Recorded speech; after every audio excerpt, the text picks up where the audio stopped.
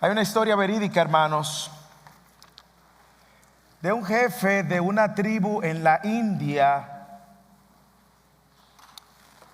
un anciano que luego de vivir por muchos años en pecado, fue llevado a Cristo por un misionero. Así que este misionero lo lleva a Cristo, y cuando el jefe de esta tribu de la India entrega su vida a Cristo, las demás personas de la tribu le estaban preguntando a él y le pedían que le explicara cómo funciona, qué fue lo que pasó en su vida. Aquel anciano nuevo convertido no tenía todas las palabras para explicarles. Así que aquel anciano tomó un gusano, lo toma en su mano, recoge y agrupa una pila de hojas secas y agarra el gusano y lo pone en el centro debajo de las hojas secas. Agarra un fósforo y enciende estas hojas. Y en la medida de que estas hojas comenzaban a quemarse y avanzar hasta el centro de la pila de hojas secas, el anciano entra su mano, saca el gusano, lo pone en su mano con cuidado. Luego mira a los demás de la tribu y le dice: yo soy el gusano. Eso fue lo que Dios hizo conmigo.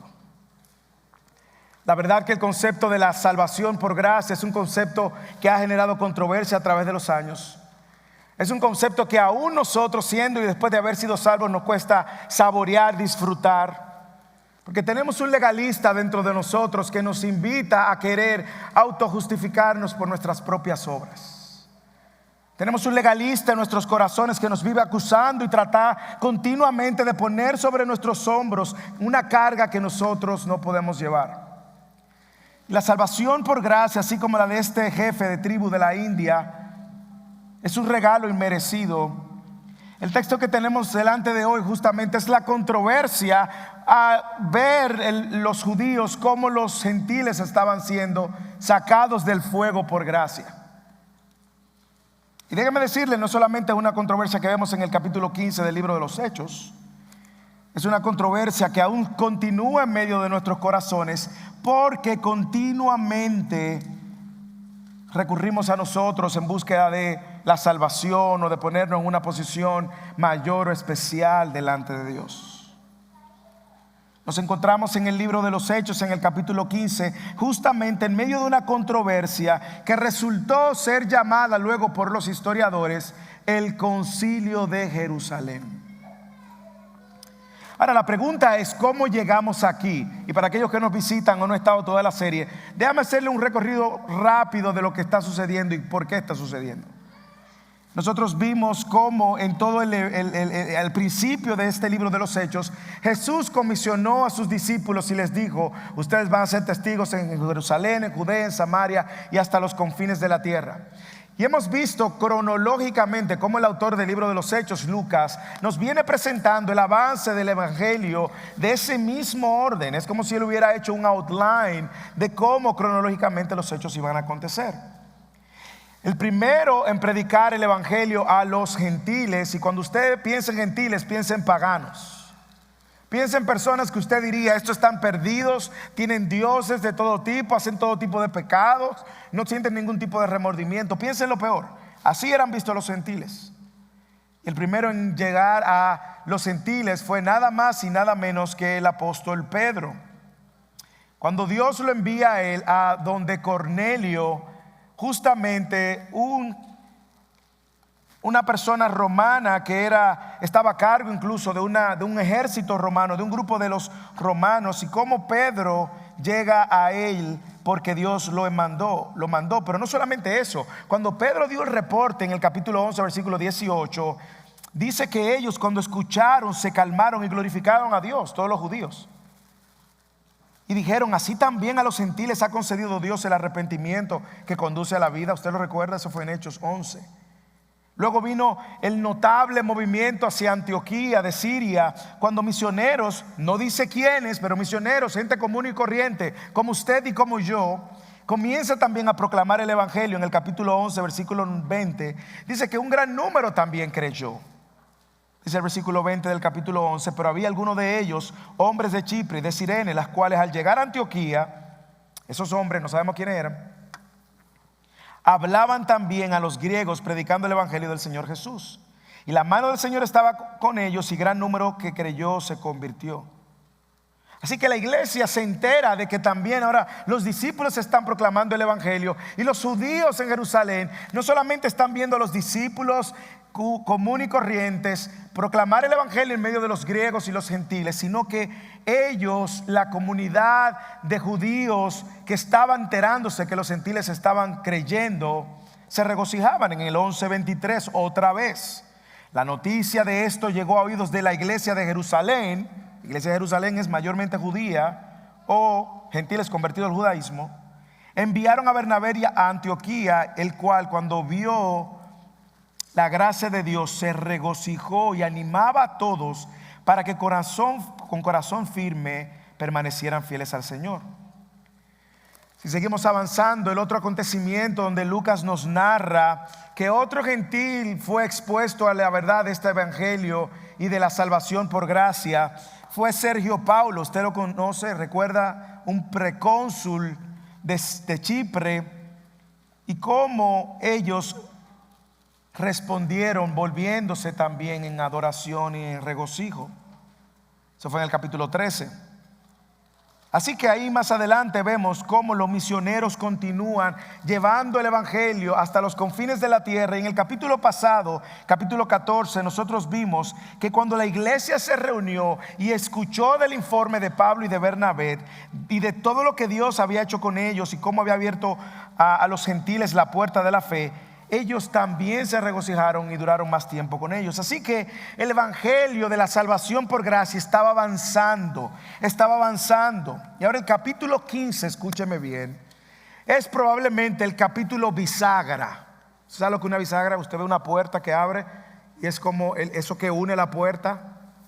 Es un capítulo, una pieza central, es un punto, dicen algunos, un punto de inflexión, ya que de aquí en adelante Pedro desaparece de la escena y Pablo toma ahora el protagonismo hasta el final del libro. Pero lo que hace este capítulo tan importante es que lo que sucede a raíz de esta controversia en el concilio de Jerusalén se convierte luego en el estándar de proclamación y predicación a los gentiles, del cual usted y yo hemos sido alcanzados. Capítulo 15 central, porque Jerusalén ahora y los judíos tienen una actitud diferente de cara a la salvación de los gentiles, lo que determina que esto iba a ser importante para que el evangelio siga avanzando hasta los confines de la tierra.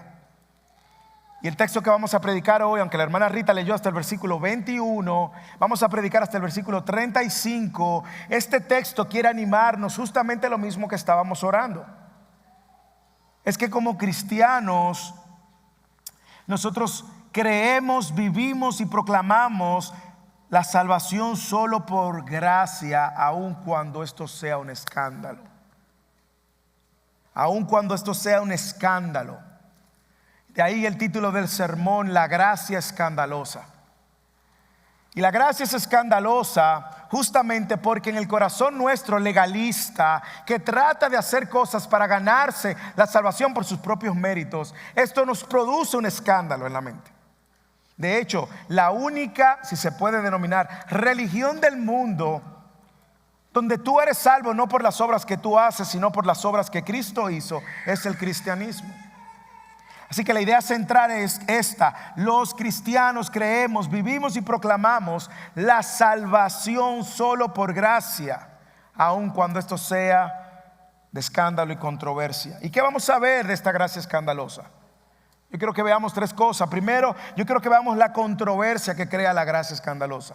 Yo quiero que usted y yo veamos el alcance de esta gracia escandalosa.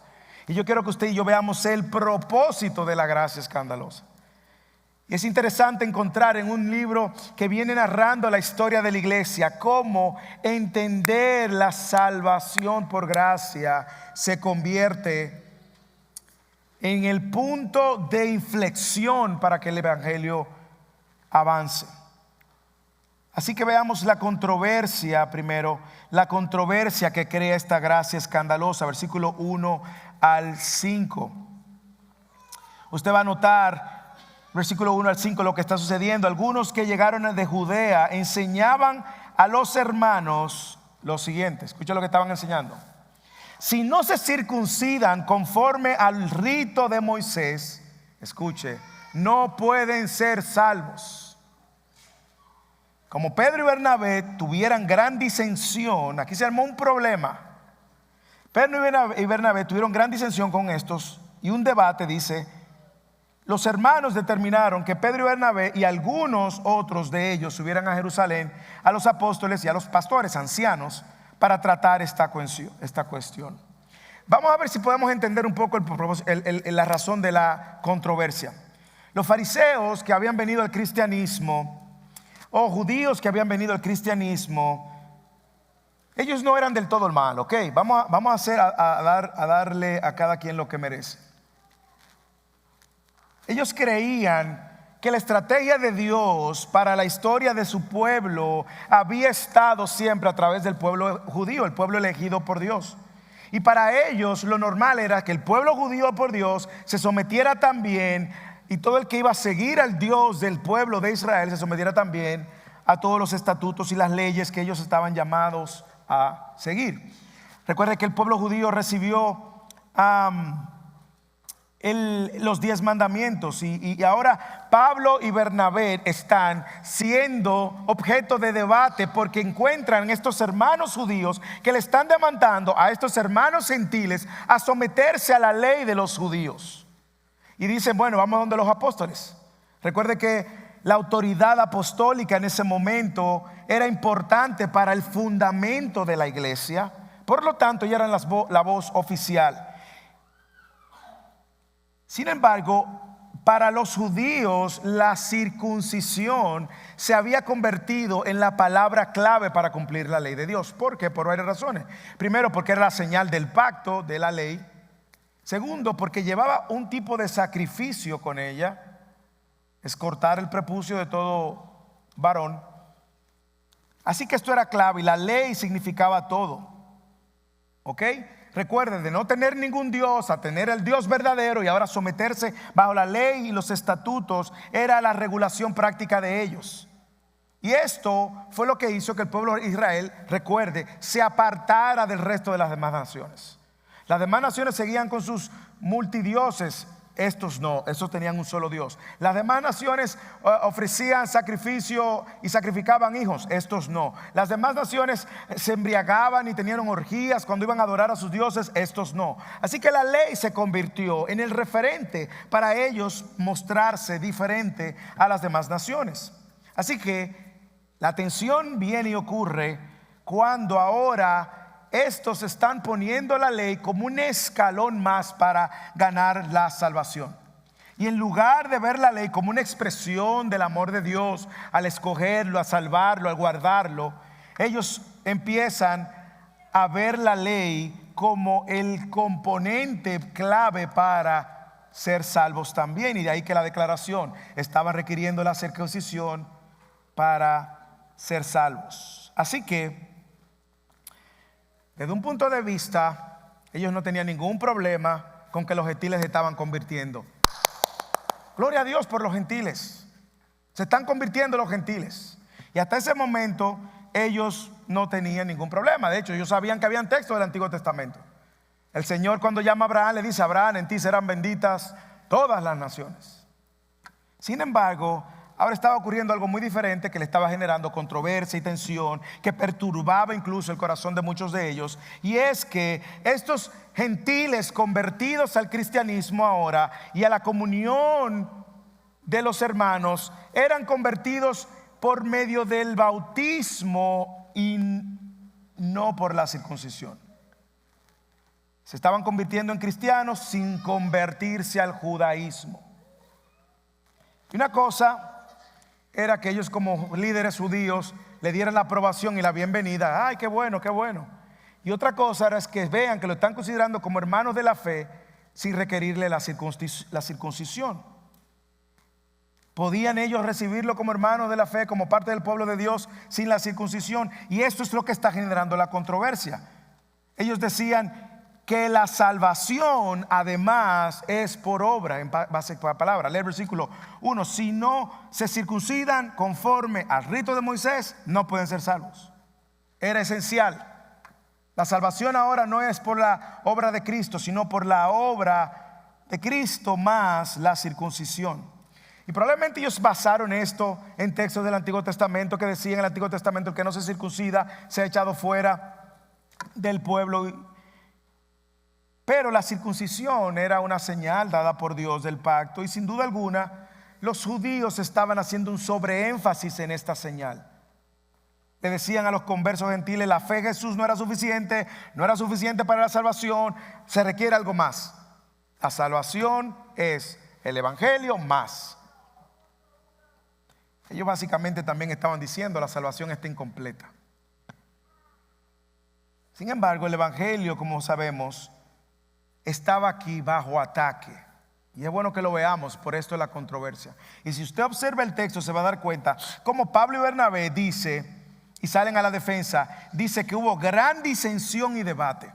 Imagínenlo por un momento. Ellos ahora están debatiendo la salvación solo por gracia, y aquí hay un grupo que dice: sí, es por Cristo, pero añádele la circuncisión de Moisés.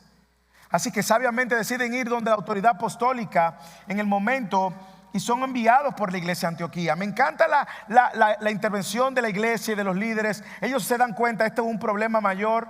¿Por qué no van a Jerusalén? Esto está sucediendo en Antioquía, pero estos judíos están requiriéndole algo a estos gentiles. Sin embargo, yo quiero que observe, como yo mencioné al principio, de todos los textos del capítulo 11, el capítulo 13, el capítulo 14, ellos se regocijaban con la noticia. Porque yo creo que la salvación por gracia produce regocijo versus legalismo. Mira el versículo 3. Así que, siendo enviados por la iglesia, pasaron por Fenicia y Samaria. Donde quiera que ellos iban, ¿qué hacían? Relataban detalladamente la conversión de los gentiles. ¿Y qué producía esto? Dice: gran gozo a todos los hermanos. La iglesia los manda a otra iglesia. Ahora llegan a la iglesia de Jerusalén, y ahí los apóstoles y los ancianos le informaron de todo lo que habían hecho con ellos. Pero aparecen otra vez lo de la secta de los fariseos. No ahora lo de Antioquía, ahora lo de Jerusalén, que habían creído y se levantaron diciendo, imagínense este grupo de doctores de la ley: sí, es necesario circuncidarlos. En otras palabras, esos judíos de allá de Antioquía, ellos están en lo correcto. Es necesario circuncidarlos, y más aún mandarlos a que guarden la ley. Yo no sé si usted puede ver cómo Lucas hace un contraste muy grande entre aquellos que reciben la salvación por gracia, entienden la salvación por gracia y se regocijan, y otros que no se regocijan, sino que demandan algo más de la salvación por gracia. ¿Y qué estamos viendo aquí? Que indiscutiblemente el legalismo está nublando los ojos de estos religiosos, algunos de la secta de los fariseos.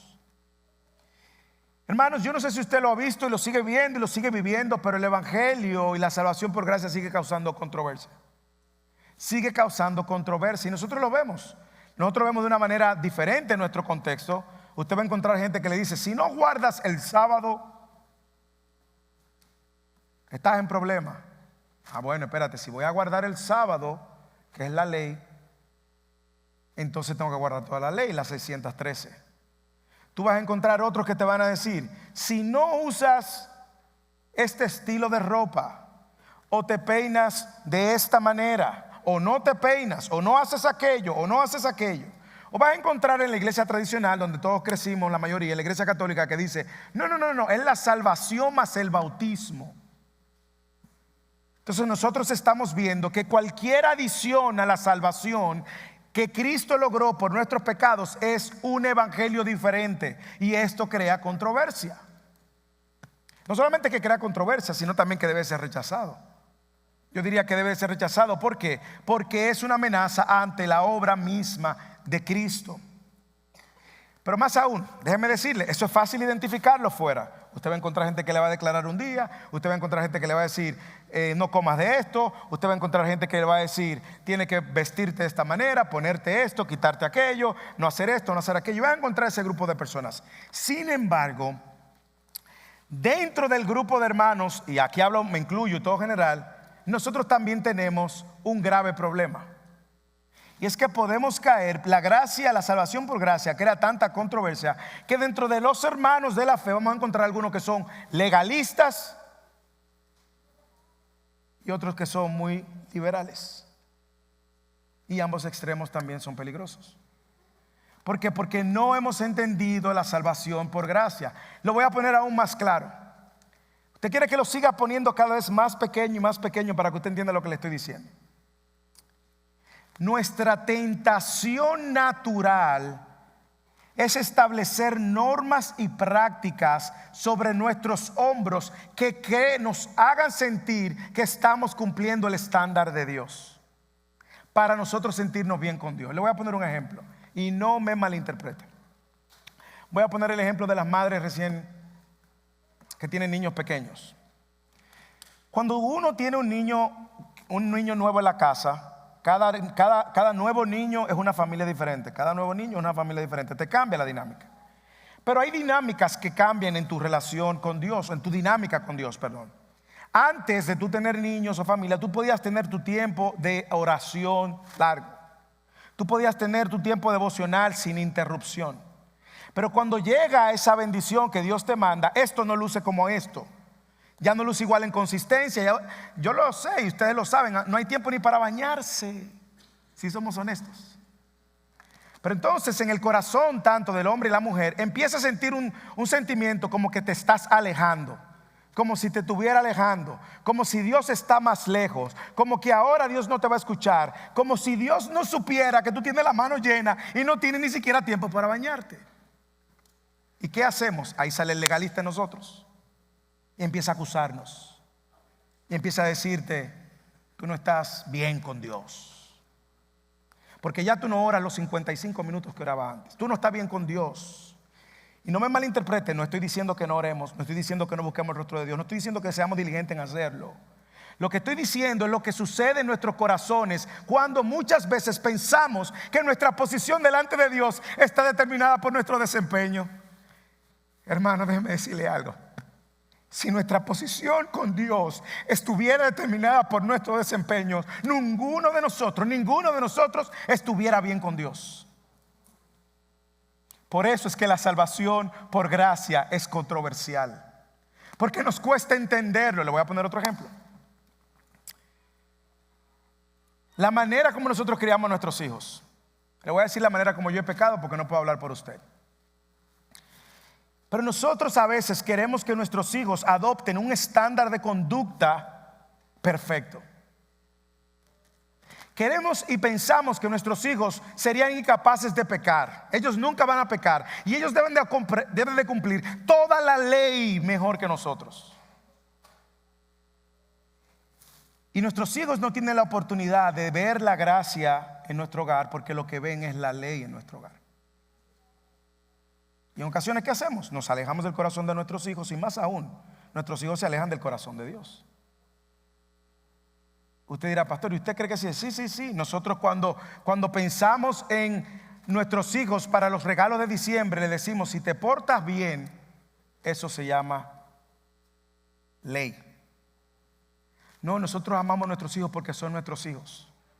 Y mis hijos están aquí, son testigos. Las veces que les hemos dicho, mire, el día que ustedes fallen, aquí están sus padres.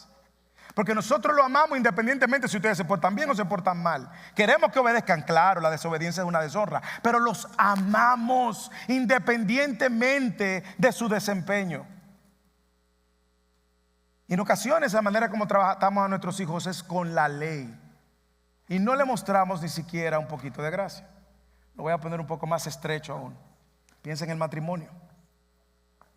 Usted va a ver que la manera como nosotros tratamos a nuestros esposos y esposas es que no le dejamos pasar una. Porque tenemos la ley delante para juzgar en el momento en que fallan. Sin embargo, eso nos puede llevar al primer extremo, que es el extremo del legalismo. Pero también debemos de cuidarnos porque la salvación por gracia puede confundir a algunos y llevarlo al otro extremo, que es el libertinaje. Y pensar que como soy salvo por gracia puedo pecar cuantas veces me dé la gana y cuantas veces desea. No. Si usted está pecando deliberadamente cuantas veces usted quiere y cree que usted le está yendo bien, déjeme decirle, usted tiene que examinar su corazón. Porque una persona que ha sido salva por gracia no encuentra felicidad en el pecado. Es un pecador infeliz. Si usted hace de la gracia, si usted abusa de la gracia, está haciendo de la gracia una desgracia. Porque está poniendo en evidencia que probablemente su corazón no ha nacido de nuevo. Sin embargo, la gracia escandalosa es controversial.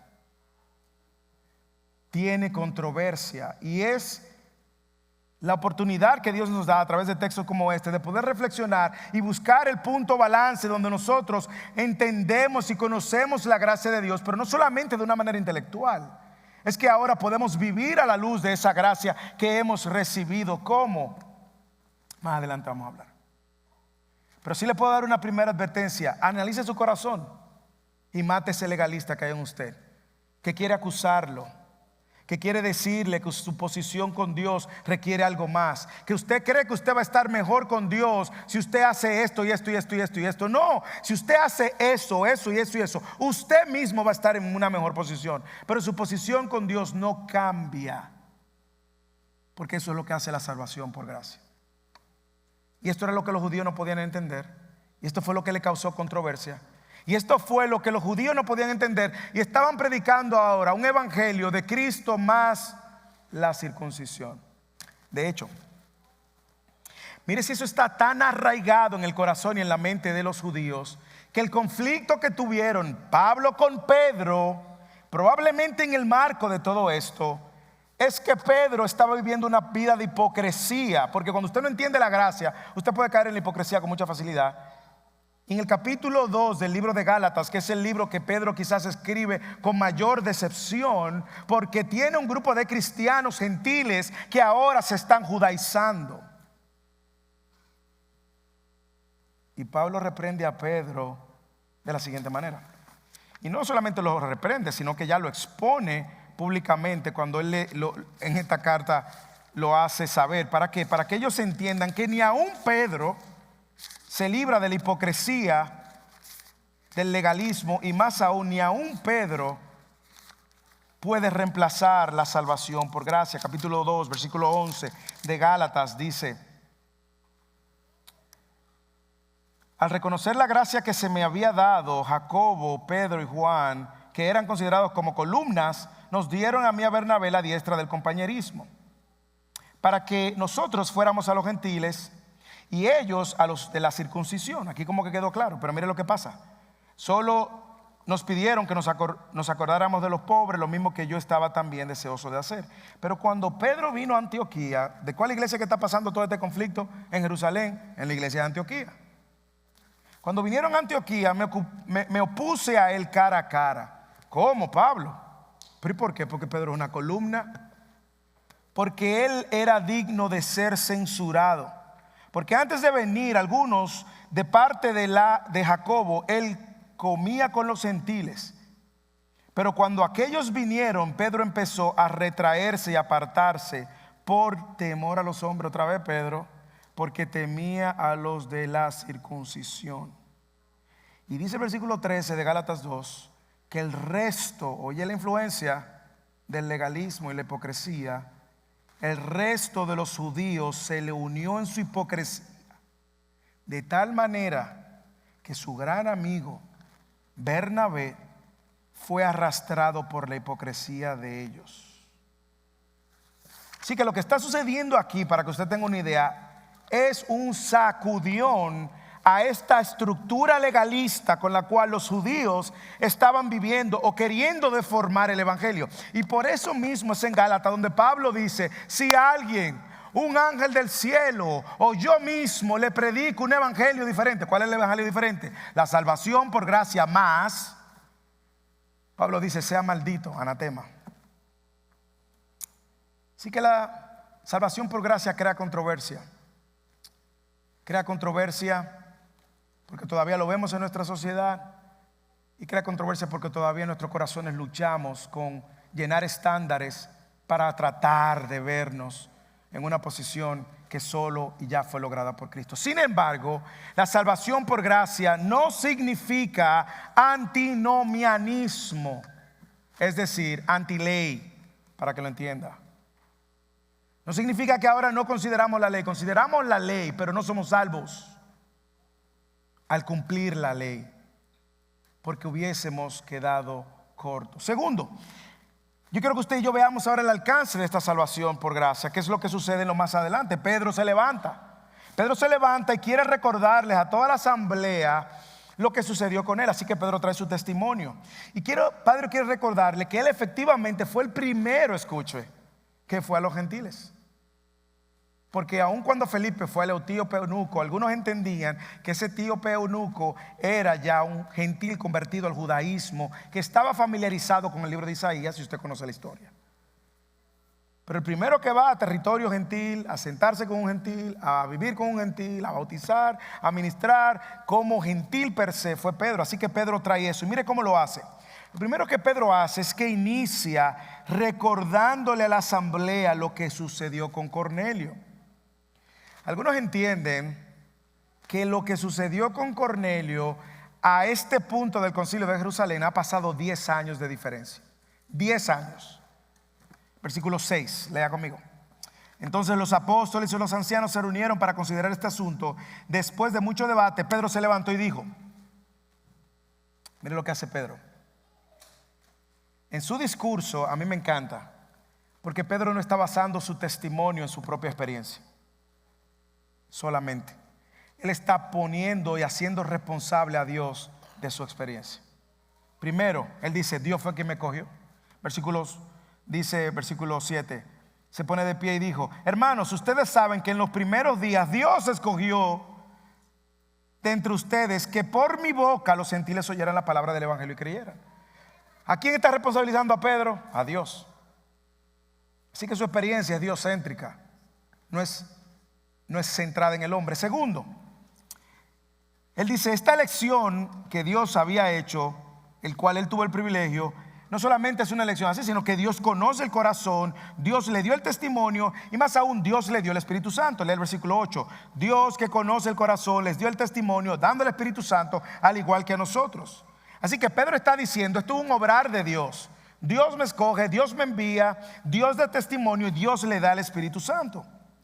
¿Y qué pasa? Ellos entonces responden, y es lo que Pedro está diciendo en lo que él dijo en el capítulo 10, versículo 35 por allá, como él dijo que Dios no hacía acepción de personas. ¿Usted lo recuerda en el 10 de 35? Y Pedro le está diciendo esto a la asamblea de judíos allá, cuando estaban completamente cerrados, ni siquiera abiertos a la idea de que los gentiles fueran alcanzados.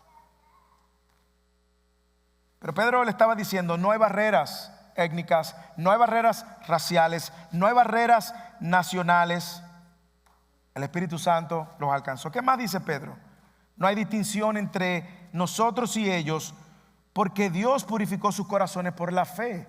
Así que la salvación es solo por fe, solo por gracia. Y es lo que Pedro está diciendo. Y ninguna distinción, versículo 9, hizo entre nosotros y ellos, purificando por la fe sus corazones. En otras palabras, Pedro está diciendo, ya no somos el superpueblo elegido. Para fines de la salvación es el único medio el mismo, es la única fe la misma, es la única gracia misma la que salva. Y mire cómo él mismo reconoce que la ley que quieren ponerle a estos gentiles, ni ellos mismos pudieron cumplirlas. Versículo 10. Ahora pues, ¿por qué tientan a Dios poniendo sobre el cuello de los discípulos un yugo que ni nuestros padres ni nosotros hemos podido llevar? Wow. Yo creo que aquí Pedro está golpeando la hipocresía de ellos. Y Pedro está llamando a la conciencia de ellos. Pedro está apuntando a Dios como el responsable y Pedro está mostrándole la realidad práctica de la ley en la vida cotidiana. ¿Cómo ustedes le van a pedir eso? ¿Cómo ustedes van a tentar a Dios? Esa palabra tentar a Dios lo que significa es como desechar lo que Dios ha establecido poniendo otra opción. Ni nuestros padres pudieron, ni nosotros hemos podido. Y mire cómo Pedro concluye. Yo creo que este es el clímax del texto completo. ¿Cómo podemos esperar que los gentiles respondan y hagan si nosotros mismos no hemos podido? Si nuestros padres no han podido. Pedro concluye, no. Pedro dice, creemos que por la gracia de nuestro Señor es que somos salvos, así como ellos. Léalo el versículo 11. Creemos más bien que somos salvos por la gracia del Señor Jesucristo, de la misma manera que ellos también lo son. Punto.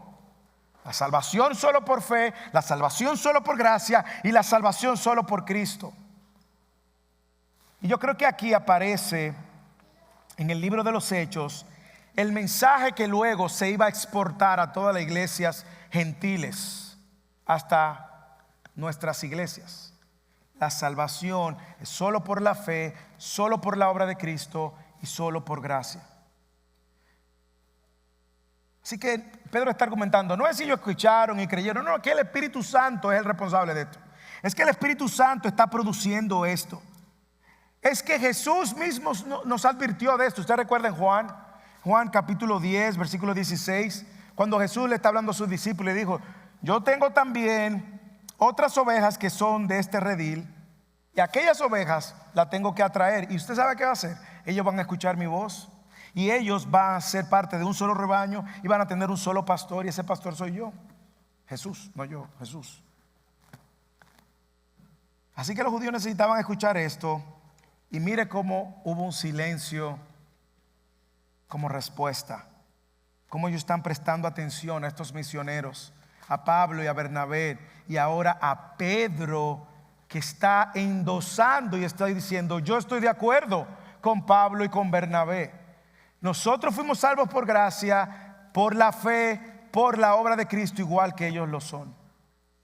¿Y qué está presentando Pedro en su discurso? Está recordándole que el alcance de la gracia es para todo aquel que por la fe cree al recibir la salvación, que no puede lograr por sus propios méritos, sino que es dado por la gracia. Algunos preguntarán, ¿y qué significa que la salvación sea dada por gracia? Bueno, déjeme decirle que usted y yo no merecíamos la salvación. Usted lo sabe. Y usted y yo hemos recibido algo que no merecemos, la salvación. Eso significa gracia. Si usted hubiese merecido la salvación, eso no fuera gracia. Ahora le voy a decir algo. Usted ha pensado en personas cuando usted le ha compartido el evangelio que le dicen, no, lo que pasa es que yo tengo que arreglar alguna cosita antes de entregar mi vida al Señor. ¿Usted no lo ha escuchado? O cuando yo deje alguna cosa, porque yo no quiero ser un hipócrita, te dicen. Yo no quiero ser un hipócrita. ¿Qué está diciendo esa persona implícitamente? Esa persona implícitamente está diciendo, yo tengo que ganarme mi salvación. Esa persona implícitamente está diciendo, yo necesito hacer estas cosas para que entonces Dios me dé la salvación. Hermano, si usted está aquí, usted es uno de esos, déjame decirte, no hay nada que tú puedas hacer, no hay obra que tú puedas hacer que te haga digno de la salvación. La salvación es un regalo, es una gracia. Por gracia sois salvos, Efesios capítulo 2, por medio de la fe. Y esto es un don de Dios, un regalo, no por obra, versículo 8 del capítulo 2, no por obras para que usted no se gloríe. Por lo tanto, si tú estás aquí hoy, estás escuchando este mensaje, la salvación es un regalo, no hay nada que tú puedas hacer para merecerla. Tú no eres tan bueno que la vas a merecer. Y tampoco eres tan malo que tú quedes excluido de ser alcanzado por la gracia. Porque la gracia es un regalo inmerecido. Eso es gracia. Le voy a poner un ejemplo práctico. En el matrimonio, tengo que poner matrimonio porque es donde uno como que ve que se ejercita el músculo de la gracia. Lo que es en el matrimonio, ahí dijo alguien amén. Lo que es la gracia y la crianza, hermanos, son los músculos no los músculos, serían las pesas para uno ejercitar el músculo de la gracia. Cada vez que su esposo peca contra usted, o que un hijo suyo peca contra usted, Vamos a ver. Usted le perdona luego de que esa persona hizo ciertas cosas como usted lo requirió, y entonces usted le perdona. Bueno, probablemente todos hemos llegado ahí. Tiene que hacer esto, esto y esto y esto. Y si no, esto, entonces no lo perdono. Bueno, déjeme decirle, eso no es gracia. Porque usted está entendiendo que esa persona usted le va a dar, extender algo cuando lo merezca. Si lo merece, no es gracia. La gracia es un favor inmerecido. Y en ocasiones nosotros tenemos que extender gracia a nuestro matrimonio, aun cuando no lo merezca. Amén. En ocasiones tenemos que extenderle gracia a nuestros hijos, aun cuando no lo merezca. En ocasión tenemos que extenderle gracia a nuestros padres, aun cuando no lo merezca. Porque si lo merece, no es gracia, se lo ganó. La gracia es inmerecida. Ahora piensa en la salvación. Vuelva a la salvación. Dios te dio la salvación no porque tú la merecías, no porque tú te la ganaste, no porque tú hicieras algo extraordinario. Dios te dio la salvación sabiendo, conociendo, encontrándote en lo peor de lo peor y en la peor versión tuya. Eso es gracia. Mi texto favorito es Romanos capítulo 5, versículo 8, porque me recuerda continuamente la gracia. Mas Dios muestra su amor para con nosotros, en que aún nosotros, siendo pecadores, Cristo murió por nosotros. Desempaque eso. Yo le he dicho, he usado esta ilustración varias veces. Hermano, si usted me muestra afecto y amor, yo lo aprecio y lo recibo. Usted, pastor, lo amamos, lo queremos. Pero usted no conoce todo mi corazón. Si mis hijos me muestran amor y respeto, yo lo recibo. Pero ellos no conocen todo mi pasado. Si mi esposa, que conoce mi pasado, me muestra amor, yo lo valoro y lo recibo porque ha extendido gracia para mi vida. Hermanos, pero que Cristo, que Dios, que conoce lo peor de lo peor, y la peor y lo peor y lo peor de mí, de mis pensamientos, de mis intenciones, me haya alcanzado, eso es amor, eso es gracia. Y el alcance de la gracia es para todo pecador, de toda nación, de toda clase social, de toda clase racial, de todo estatus social. No discrimina, no hace acepción de persona. Invita a todos al arrepentimiento solo por la fe en la obra de Cristo. Así que los judíos necesitaban escuchar esto. Y luego de que Pedro termina su discurso, ahora se levanta Jacobo. Este Jacobo no fue el que mataron. No piense que fue Jacobo que mataron, el primer discípulo que mataron. No. Este es el medio hermano de Jesús, que también se le llama Santiago, que escribió la carta de Santiago que usted tiene en su Biblia. Y este aparentemente era un líder importante, quien vino a creer en Jesús después que Jesús resucitó. Recuerde que Jacobo y los hermanos de Jesús creían que Jesús estaba loco. Y vinieron a creer en Jesús después que Jesús resucita. Y este es el que se levanta. Aparentemente, como leímos en Gálatas, él era una columna juntamente con Pedro y juntamente con Juan. Y hay quienes entienden que él estaba dirigiendo esta asamblea. Pero ¿qué hace Santiago o Jacobo, como usted quiere llamarle, o James, o como usted quiera? ¿Qué hace este Santiago, que luego nos va a escribir de que la salvación también viene con obras? Pero las obras no son para salvarte, sino para mostrar y justificar que tú has sido salvo. Me encanta lo que hace Jacobo. No quito el mérito de Pedro, pero Pedro está hablando de su propio llamado que Dios le hizo y de cómo solo por la fe, solo por Cristo, solo por gracia era salvo. Jacobo trae la escritura. Jacobo dice a esta audiencia de judíos, y le cita un profeta del Antiguo Testamento. Déjame ver si ustedes entienden. Imagínense que usted es judío. Y viene alguien que le va a hablar lo que usted conoce muy bien, que es el Antiguo Testamento, los profetas, los salmos, la sabiduría del Antiguo Testamento. Y le cita Amós capítulo 9, versículo 11 al 12. Cuando terminaron de hablar, Jacobo toma la palabra y dijo: escúchenme, hermanos. Me encanta porque Jacobo aún lo considera hermanos. Usted puede notar que Jacobo no tiene aquí una posición arrogante, despectiva. Él lo que sabe es que tiene un grupo de legalistas aquí que necesitan ser discipulados y necesitan entender la gracia. Escúchenme, hermanos. Y llama a Simón, a Pedro lo llama Simón como lo llamaban antes. Simón ha relatado cómo Dios al principio tuvo a bien tomar entre los gentiles un pueblo para su nombre. Y esto concuerda con las palabras de los profetas tal como está escrito. Mire lo que está haciendo Jacobo, lo mismo que tenemos que hacer nosotros. Él está tomando la experiencia de Pedro y ahora le está filtrando por las escrituras. Porque al final la autoridad es la escritura, no es la experiencia. Y toma la escritura y dice: y esto concuerda con las palabras de los profetas, tal como está escrito. Y cita Amós capítulo 9, 11, 12.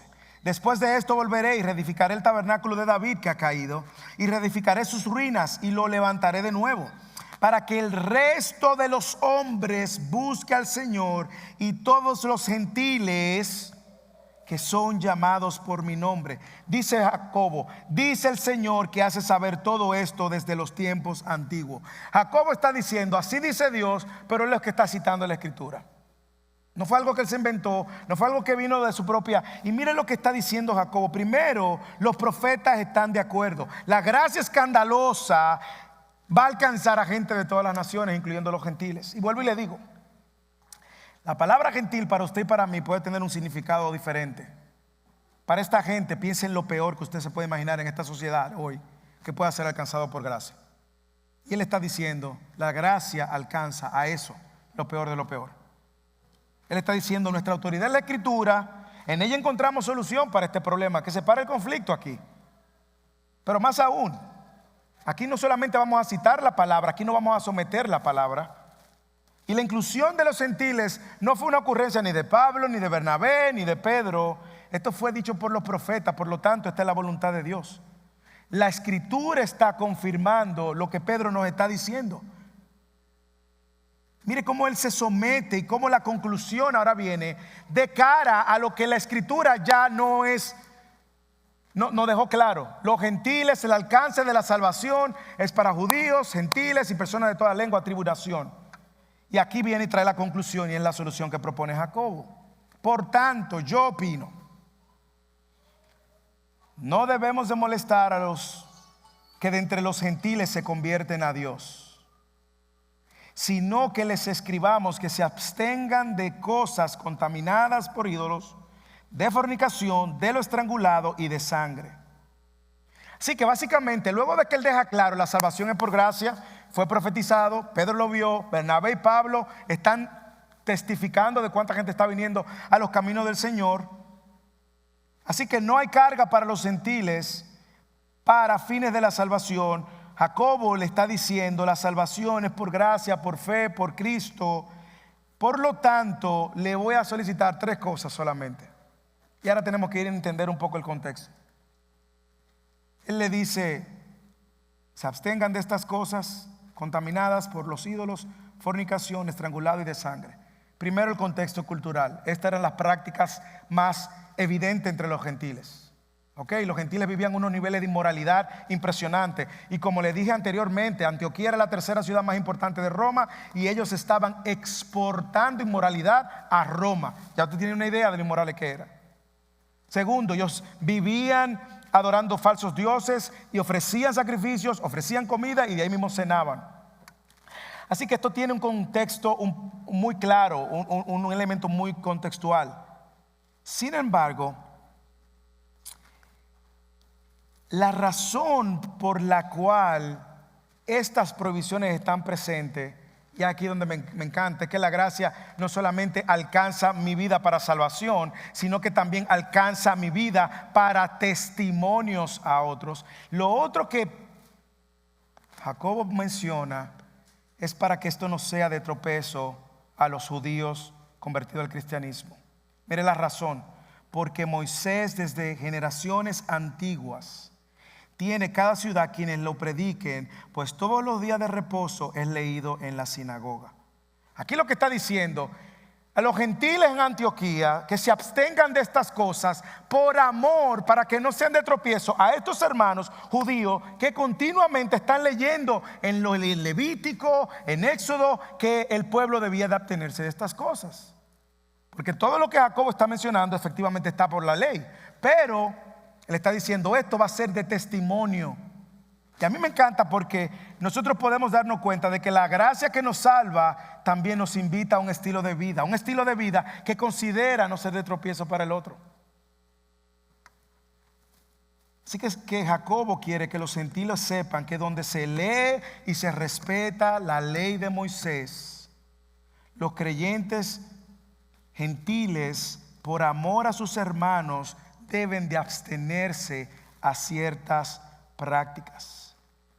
Porque sus hermanos toda la semana en la sinagoga leen Levítico 17 y 18 y saben que esto tiene un componente en la tradición y en la ley judía.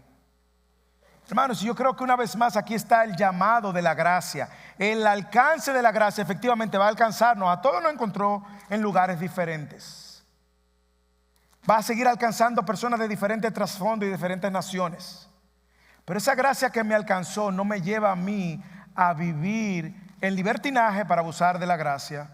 No me lleva a vivir en legalismo para ponerme o ponerle a otro una carga que no lleva.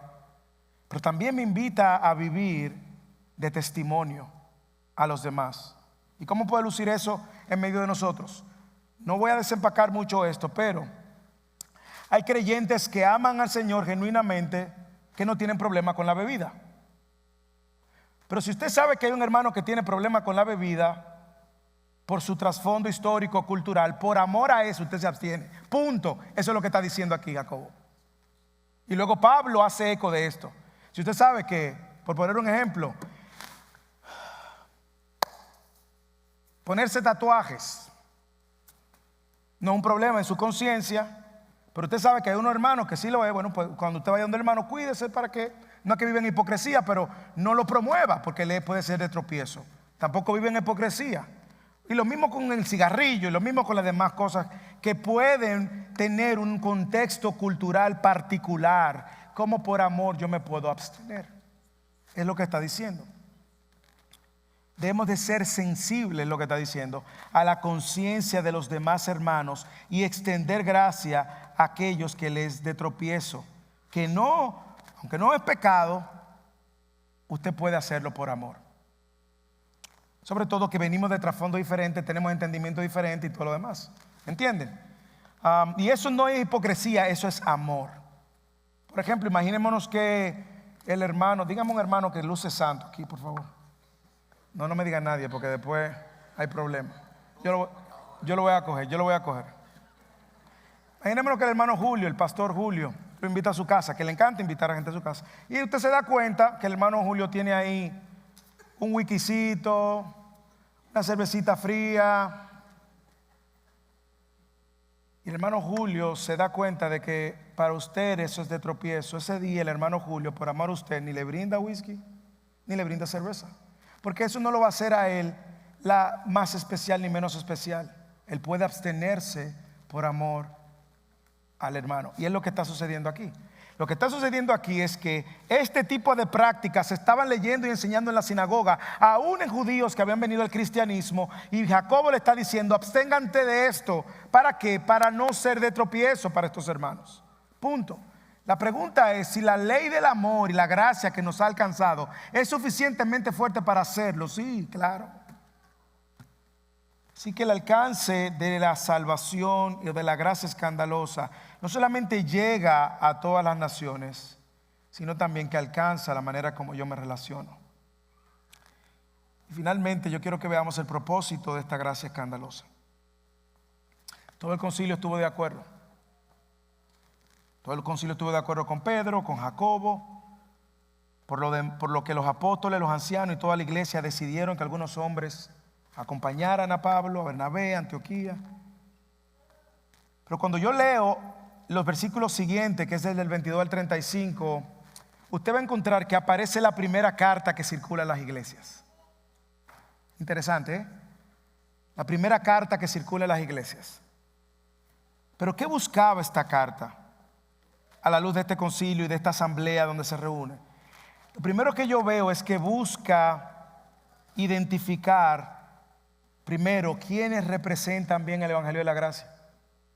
Mire lo que le dicen. Entonces pareció bien a los apóstoles y a los ancianos con toda la iglesia escoger de entre de ellos algunos hombres para enviarlo a Antioquía junto con Pablo y Bernabé, a Judas llamado Barsabás y a Silas, hombres prominentes entre los hermanos, y lo enviaron esta carta con ellos. La resolución: en Jerusalén nos pusimos de acuerdo y aquí va la carta para esta iglesia en Antioquía. Los apóstoles y los hermanos que son ancianos, es decir, pastores, a los hermanos de Antioquía, Siria y Cilicia, que son de los gentiles, saludos. Puesto que hemos oído que algunos de entre ustedes, que algunos de entre nosotros, a quienes no autorizamos, los han inquietado con sus palabras, perturbando sus almas. ¿Usted lo ve? Mire cómo ellos están haciendo una distinción. Nos enteramos que dentro de nosotros, no lo excluye. Mire que ellos no se mostraron y dijeron, estos no son hermanos. No, hermanos, yo creo que hay una invitación a ser paciente, porque todos estamos creciendo en este Evangelio de la Gracia. Pero mire que ellos no lo excluyen y dicen, estos judíos que le están imponiendo cargas. No, mire la ternura, el cuidado. Los apóstoles y los hermanos que son ancianos, a los hermanos de Antioquía, Siria, Cilicia, que son de los gentiles, hemos oído que algunos de entre nosotros, lo incluyen, a quienes no autorizamos, los han inquietado con sus palabras, perturbando sus almas. Yo creo que ellos están pasando una línea muy clara. El que no predica este Evangelio de la Gracia no está en sintonía con la palabra de Dios, la obra de Dios y la gracia de Dios. Así que ellos identifican a quienes representan el Evangelio de la Gracia y cómo estos no. Pasan una línea. Segundo, esta carta y esta gracia escandalosa también busca liberar las almas del yugo y la angustia que trae la ley. Mire cómo dice: los han inquietado con sus palabras, perturbando sus almas. Por lo tanto, versículo 25.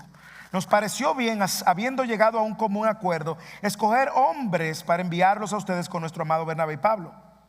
Estos hombres han arriesgado sus vidas por el nombre de nuestro Señor Jesucristo. Por tanto, hemos enviado a Judas y a Silas, quienes también les informarán las mismas cosas verbalmente.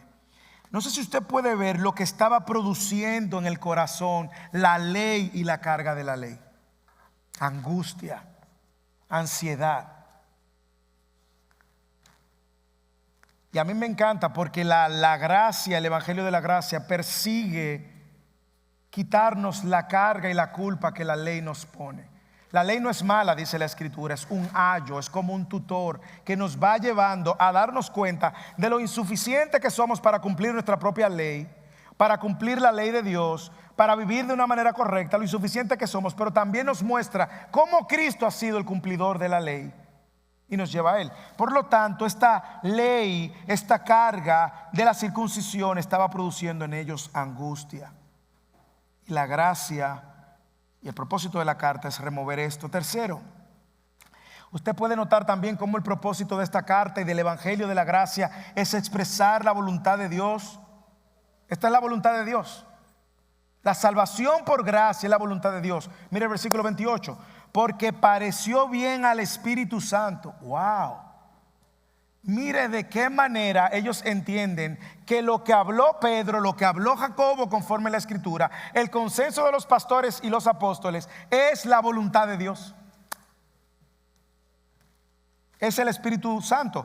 Porque pareció bien al Espíritu Santo y a nosotros no imponerles mayor carga que estas cosas esenciales: que se abstengan de los sacrificados a los ídolos, de sangre, de carne de animales que han sido estrangulados y de fornicación. Y mire cómo dice, no dice, y si guardan estas cosas van a ser salvos. Dice, y si guardan de tales cosas harán bien, pásenla bien. Por lo tanto, esta carta lo que está buscando es animarlos a ellos a entender cuál es el centro del evangelio de la gracia y cómo la gracia de Dios no trae una carga que genera angustia, que genera ansiedad, que genera culpabilidad. No. La gracia nos da libertad en Cristo para correr continuamente a su trono. Y con fines de la salvación es esa gracia la que me salva, la que me sostiene y la que yo debo de vivir y proclamar.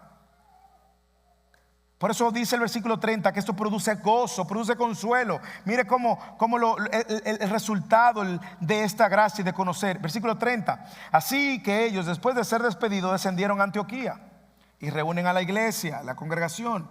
Entregaron la carta. Y cuando los hermanos la leyeron, miren lo que siente, hermanos.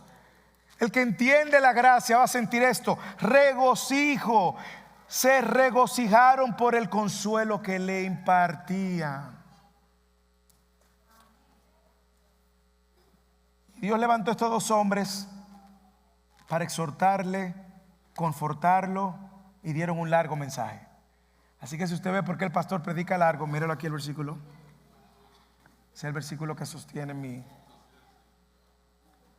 Pero esa gracia no solamente tiene como propósito quitarnos la carga, la culpa de la ley, quitarnos el peso de la ley que no vamos a poder cumplir, llevarse la angustia de nuestros corazones. Como decía el hermano Henry, hermano, si usted está en Cristo, hermano, el problema mayor de su vida fue removido, el pecado. Usted tiene acceso al trono de la gracia, punto. De ahí no lo mueve nadie. Usted está ahí seguro. Su mente puede moverse, pero su corazón está en el lugar seguro. Y eso debe de darnos gozo y consuelo. Debe darnos gozo y consuelo. Gozo para saber que no depende de mí, sino de la gracia que he recibido. 2, que esa gracia que me salva es la gracia que me sostiene. Pero también esa gracia debe ser proclamada y enseñada. Y eso fue lo que ellos hicieron, versículo 33 al 35. Después de pasar allí algún tiempo, fueron despedidos en paz por los hermanos para volver a aquellos que los habían enviado. Pero Sila le pareció bien quedarse allí. También Pablo y Bernabé se quedaron en Antioquía. ¿Y qué hacían? Hermanos, ellos estaban enseñando la gracia. Estaban enseñando y proclamando con muchos otros las buenas nuevas de la palabra del Señor. Hermanos, yo sé que hay mucho que podemos sacar de aquí. Hay mucho que aprender, hay mucho que aplicar. Pero déjeme decirle algunas exhortaciones finales y con esto terminamos. Primero, cuídate de reemplazar el evangelio de la gracia con el legalismo. La salvación es solo por gracia, a través de la fe, solo por Cristo. Cuídate de reemplazar el evangelio de la gracia con el legalismo. Cuídate de demandarles a otros lo que ni tú mismo puedes cumplir. El evangelio más cualquier cosa es maldito. El evangelio menos cualquier cosa también. La obra de Jesús es suficiente y necesitamos descansar en esa gracia. Segundo, cuídate de abusar del evangelio de la gracia. Cuídate de pensar de que porque ahora tú has sido salvo por gracia, tú puedes pecar deliberadamente y caer en el error de lo que muchos llaman salvos siempre salvos. Eso es una secta. Si tú, siendo salvo por la gracia, peca deliberadamente, debes de cuestionar si has sido salvo. Así que cuídate de abusar del evangelio de la gracia y hacer de ello una desgracia. Tercero, mantente firme en esa gracia. Yo sé que todo el que está aquí pecó hoy probablemente. Probablemente pecó la semana feo. Probablemente discutió con alguien. Probablemente volvió y recurrió a algún pecado.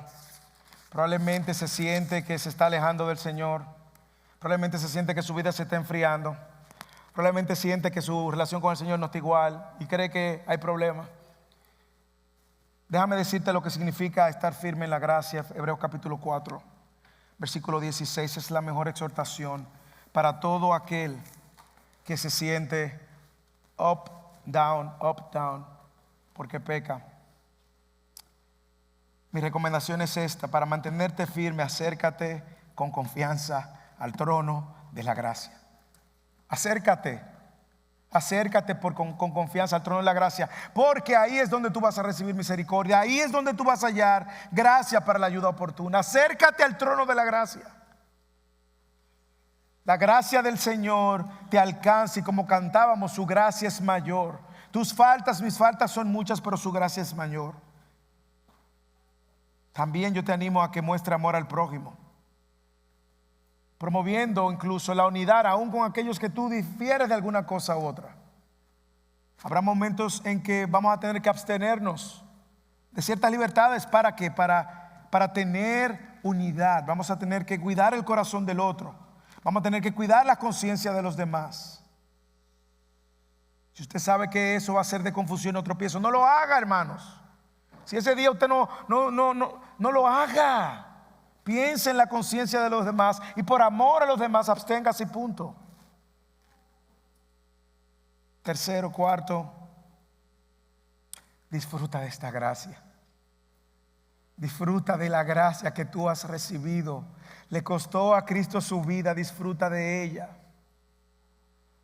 No hagas como aquel otro hombre de la India que peleó en la guerra civil. George Washington tenía colgado un regalo que George Washington le había dado con algo en el cuello, y él murió de hambre.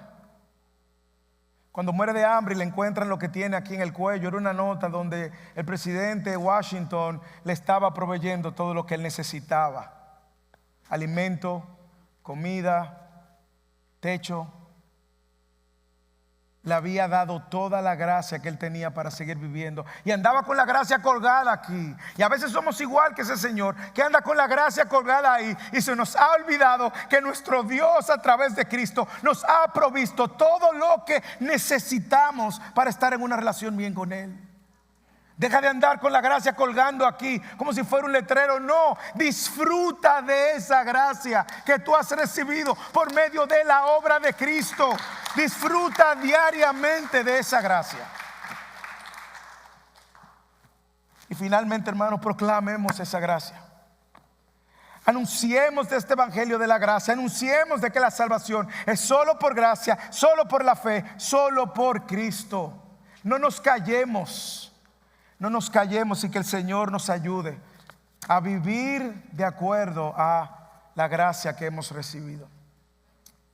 Si en esta mañana, tarde, hay alguien que nos visita y te parece imposible que tú puedas recibir algo que no luchaste para ganarte, qué bueno que tú lo sepas, porque esa es la gracia. Pero sí también debes de saber que despreciar la salvación solo por gracia es tú creer que tú puedes justificarte por tus propias obras, y eso te va a llevar a una condenación eterna. La provisión de Dios para ti es Cristo, y lo único que Él llama de ti es arrepentimiento. Entrégate a los brazos de Cristo, reconoce que tú ofendiste a este Dios y que Cristo es el único medio para perdonar tus ofensas, y síguele. Síguele en los términos de Él, síguele en las condiciones de Él, pero corre al trono de la gracia para que encuentres la salvación que tú necesitas para vivir eternamente. ¿Qué tú vas a hacer? ¿No vas a rechazar la oferta gratuita de la salvación, que aunque es gratuita costó la vida de Cristo? ¿Y vas a seguir creyendo que vas a poder autojustificarte y ganarte la salvación por tus méritos? Vas a terminar en el infierno. Corre a Cristo, es la mejor idea.